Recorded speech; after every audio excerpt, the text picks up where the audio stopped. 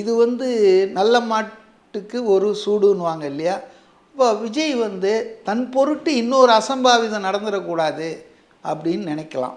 2வது இந்த மண்டபம்லாம் கிடைக்காம தெருவில் வச்சா பேசுவார்.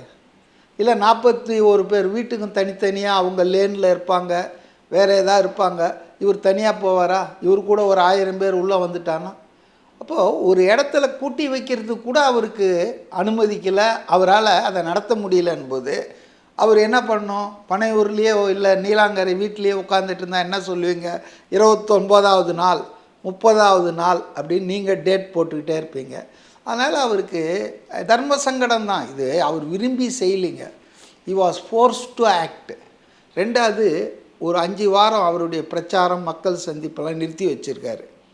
ஒரு மாதம் இரங்கலுக்காக எல்லா கட்சி நடவடிக்கை எல்லாத்தையும் நிறுத்திட்டாங்க. இப்போ இது இப்படியே இருக்க முடியாதுல்ல. தேர்தல் ஏப்ரலில் வரப்போதில்ல. இன்னும் has to go miles to கோன்ற மாதிரி அவர் இன்னும் பயணம் தூரம் ரொம்ப ஜாஸ்தி இருக்குது. சின்னம் வாங்கணும், பல மாவட்டங்கள்லாம் இன்னும் காலே படலை, பிரச்சாரத்துக்கே போல். ஒரு 4-5 மாவட்டத்துலேயே சிக்கலாகி போச்சு. அதனால் அவங்க அந்த கேம்பெயினையும் தொடரணும். அது இந்த இரங்கல் நிகழ்ச்சி முடிக்காமல் தொடர்றது, அது இன்னும் மோசமான கருத்தை உருவாக்கும்.